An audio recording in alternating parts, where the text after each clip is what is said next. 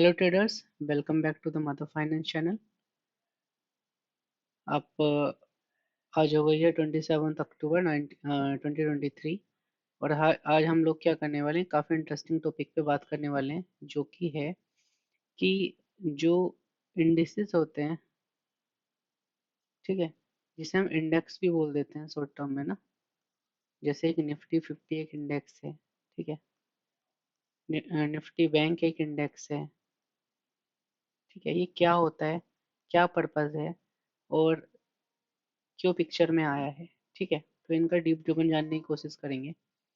उससे पहले सब लोग प्रेम से बोलेंगे राधे राधे, बोलो जय श्री राम, ठीक है। तो हम आते हैं सबसे पहले एनएससी की साइट पे। ये एनएससी की साइट है। आप इसे आने के लिए आपको कुछ नहीं करना है, गूगल पे एनएससी डालना है। और ये जो पहली साइट आ रही है नेशनल स्टॉक एक्सचेंज की, इसके अंदर जाना है, ठीक है। तो ये देखो, दिखा भी रहा है आपको, निफ्टी 50 आज 1% अप रहा है। निफ्टी नेक्स्ट 50 1%, 1.9% के आसपास। मिड कैप जो है 1.23, बैंक निफ्टी 1.1% के आसपास अप रहे हैं। तो आप अगर व्यू ऑल इंडिसेस पे जाएंगे तो आपको सारी ये इंडिसेस की लिस्ट दे देगा, ठीक है। सिमिलरली यहाँ से आप जो है इस पे क्या कर सकते हैं, फिल्टर्स वगैरह भी लगा सकते हैं, ठीक है। यहाँ से फिल्टर कर सकते हैं, सब चीज़ें आप कर सकते हैं, ठीक है दोस्तों। तो अब सबसे पहले हम लोग क्या कर लेते हैं, ये देख लेते हैं। इसका मैं एक बार क्या करूँगा, आपको लिंक भी डाल दूंगा। समवेयर ओपन तो यहीं से होना चाहिए। एक सेकेंड रुको। अच्छा, ये इस तरह से इसने डिटेल्ड व्यू में यहाँ पे दे रखा है, सारे के सारे इंडिसेस कौन से हैं। और आप किसी के इंडिविजुअल जाके आपको देखना है तो आप क्लिक करो और यहाँ से आप ड्रॉप डाउन से सेलेक्ट भी कर सकते हैं, ठीक है। तो ये सेम व्यू यहाँ पे है। तो सबसे पहले आते हैं हम निफ्टी 50 पे। अब देखो ये है क्या, हम सपोज हमारी जो गवर्नमेंट है ना, हम इन द सेंस ऑफ हम भारतीय गवर्नमेंट की बात करते हैं, इंडियन गवर्नमेंट की, ठीक है। वो ये जानना चाह रही है, एग्जाम्पल के लिए लेके चलते हैं, कि हमारा बैंकिंग सेक्टर किस तरह से काम कर रहा है, ठीक है। पिछले 10 सालों में जो बीजेपी गवर्नमेंट है, उस गवर्नमेंट में क्या बैंकिंग सेक्टर में, मतलब अगर हमें ये जानना ओवरऑल ग्रोथ हुई है या नहीं हुई है, वो कैसे पता करेंगे। एग्जाम्पल के लिए हमने कहा कि अगर हम इंडिविजुअल जानना चाहते हैं कि बैंकिंग सेक्टर में क्या ग्रोथ हुई है, तो हम क्या करेंगे, बैंकिंग सेक्टर की बैंक्स उठाएंगे, ठीक है। जैसे कौन सा है, एचडीएफसी है, आईडीएफसी है, कोटक महिंद्रा है, आईसीसीआई है, और मल्टीपल बैंक्स उठाएंगे और देखेंगे क्या उनमें ग्रोथ हो रही है। तो ये ना एक बड़ा हेक्टिक सा काम हो जाएगा, ठीक है। तो गवर्नमेंट ने क्या किया, इन सारे जो बैंकिंग सेक्टर के अंदर जो भी आ रहे हैं, बैंक्स आ रहे हैं, उन्हें एक उनका एक पेरेंट फंड बना दिया एक तरह से। देखो मतलब एक्चुअल में वो कुछ नहीं है, उसमें जो चेंज होगा वो इन बैंकों के चेंज होने पे उसमें चेंज इम्पैक्ट होगा। मतलब समझो, अगर जैसे 5 बैंक हैं तो पांचों की जो करंट वैल्यू है वो जोड़ी और डिवाइड करके जो उसका एवरेज प्राइस बना, या एक्चुअली मुझे फॉर्मूला नहीं पता, मैं एक एग्जांपल लेके बता रहा हूँ, तो उससे आपका जो है ये एक इंडेक्स तैयार हो गया, एक इंडेक्स जो है तैयार हो गया आपका, जिसका नाम दिया हमने बैंक निफ्टी।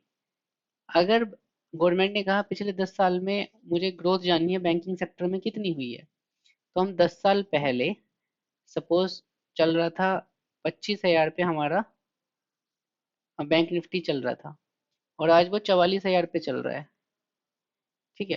तो नियरली 90% के आसपास ग्रोथ हुई है 10% में। तो इससे गवर्नमेंट को फायदा क्या लगा कि गवर्नमेंट ये जान पाई एक ही बार में कि कितने परसेंट ग्रोथ हुई है किसी स्पेसिफिक सेक्टर में। ऐसे ही गवर्नमेंट ने सारे सेक्टर्स को मल्टीपल सेक्शन में डिवाइड कर दिया है। गवर्नमेंट ने नहीं, ये हमारा जो एनएससी और बीएससी है, स्टॉक एक्सचेंज है, उन्होंने किया है, ठीक है। जैसे निफ्टी 100 में टॉप 100 कंपनी आ गई, निफ्टी 200 में 200 कंपनी आ गई, ऐसी निफ्टी 50 में 50 कंपनी आ गई, ठीक है। ऐसे ही इसमें स्मॉल कैप और मिड कैप का भी कॉन्सेप्ट आता है। स्मॉल कैप जो कंपनियां जिनका एक वर्थ जो है एक स्पेसिफिक अमाउंट से कम है, जैसे एग्जांपल ये 100 करोड़ से इनका ओवरऑल टर्नओवर कम है, एग्जैक्ट नंबर तो नहीं पता, लेकिन लगभग मैं बोलता हूँ, उसे हमने स्मॉल कैप में रख लिया। जिसका 500 के और 100 करोड़ 100 करोड़ के बीच में है, उसे मिड कैप, बाकी को लार्ज कैप कर लिया है। ऐसी ऑटो का सेक्टर, इंजीनियर का सेक्टर, एनर्जी का सेक्टर, ठीक है, फाइनेंशियल सर्विसेज हो गई, आईटी का, अगर आईटी का देखना है कि ओवरऑल ग्रोथ हो रही है नहीं हो रही है तो हम कैसे पता करें, तो सारी कंपनियों को उन सेक्टर्स में हमने डिवाइड करके रख दिया है। ठीक है, तो ये आई थिंक आपको समझ आया होगा। तो ऐसे ही क्या है कि अगर आज के एक दिन में हम देखना चाह रहे हैं कि आज क्या रहा है, ठीक है, तुम जनरली क्या करोगे, अगर तुम्हें कोई स्टॉक लेना है तो तुम क्या आइडेंटिफाई करोगे कि यार इस स्टॉक में कैसे, मतलब इस सेक्टर में कैसा काम चल रहा है। आईटी में अगर तुम जाना चाहते हो तो ओवरऑल क्या देखोगे, आईटी का इंडेक्सेस, कि भाई क्या चल रहा है, उसमें क्या चल रहा है। ठीक है, एग्जाम्पल के लिए निफ्टी आईटी, अगर मैं ट्रेडिंग व्यू पे जाऊं, ट्रेडिंग व्यू पे जाऊं, ठीक है, और यहाँ पे क्या लिखता हूँ, ये जैसे निफ्टी 50 है तो ये निफ्टी का इंडेक्स है, ये निफ्टी की ओवरऑल ग्रोथ बता रहा है कि 50 कंपनियों ने क्या ग्रोथ करी है पिछले कुछ सालों में। तो आप यहाँ से देख सकते हैं, मतलब 30 अप्रैल 2020 से जो इंडेक्स 8,000 था वो आज 19,000 है। तो इसका मतलब ग्रोथ तो हुई है, लगभग डबल से भी ज़्यादा, 100% प्लस। 2020 से 3 साल में ग्रोथ की हमारी कंपनियों ने। ठीक है, तो ऐसे ही जैसे क्या था, निफ्टी आईटी, ठीक है, एक सेकेंड, इसका नाम यहाँ पे कुछ और हो सकता है, ये एक मिनट रुकना, योटो,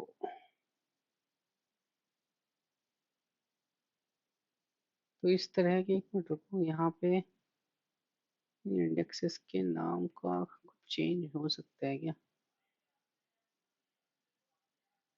जैसे बैंक निफ्टी से नहीं आता, निफ्टी बैंक से आता है। ठीक है,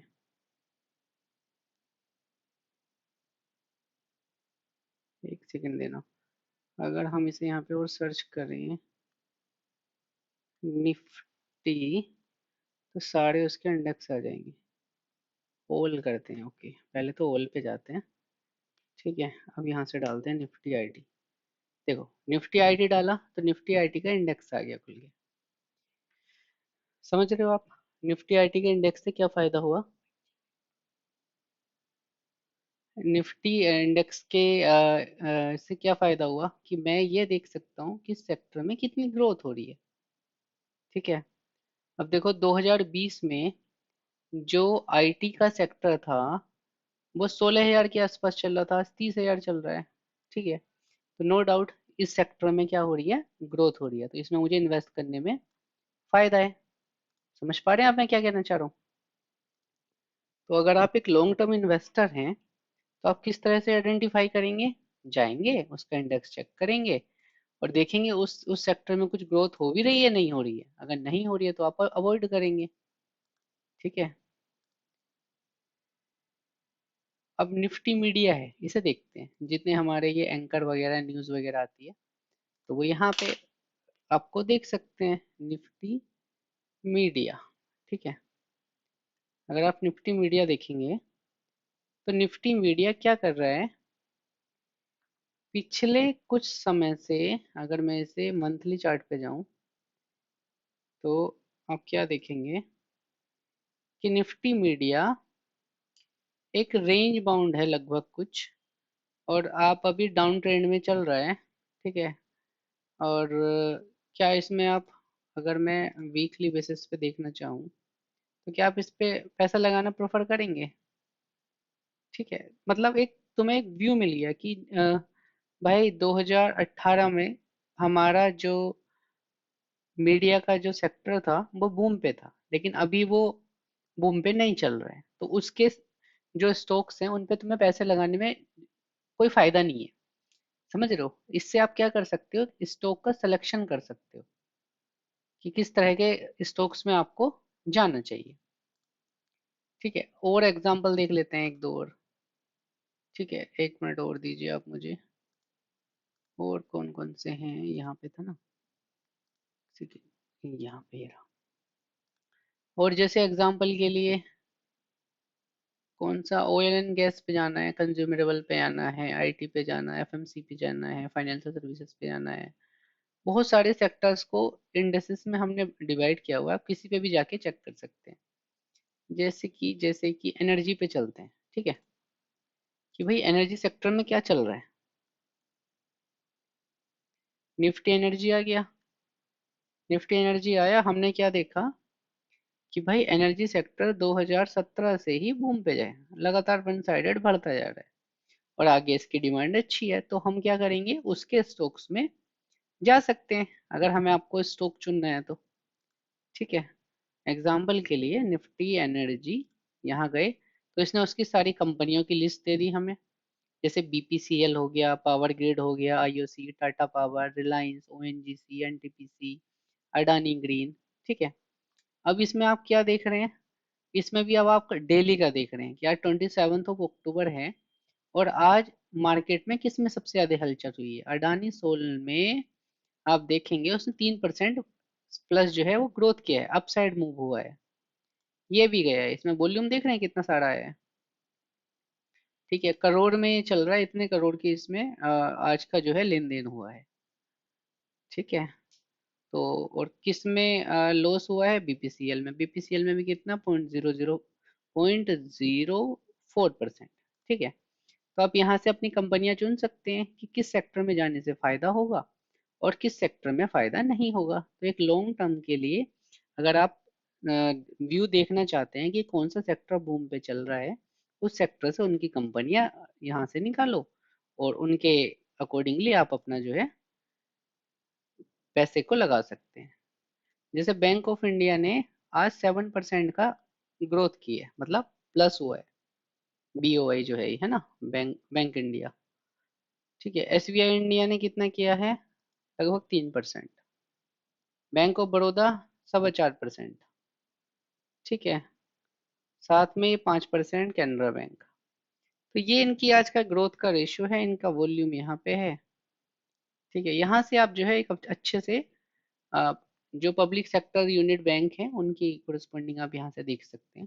ठीक है, तो आई होप आपको ये पसंद आया हो, समझ आया हो कि आपको अगर लॉन्ग टर्म में ये देखना है कि आपको किस सेक्टर में अपना पैसा लगाना है, तो आप डायरेक्टली इंडेसेस पे आइए। ठीक है, और उसके इंडेसेस को का चार्ट देख लो कि पिछले कुछ दिनों में क्या उसने ग्रोथ करी है नहीं की है, उसके अकॉर्डिंगली आप जो है प्लान कर सकते हैं। Thank you. अगर आपको वीडियो पसंद आई हो तो लाइक करें, चैनल पे फर्स्ट टाइम आए हो तो सब्सक्राइब करें और प्रेम से बोले राधे राधे, हरे कृष्णा, जय श्री राम।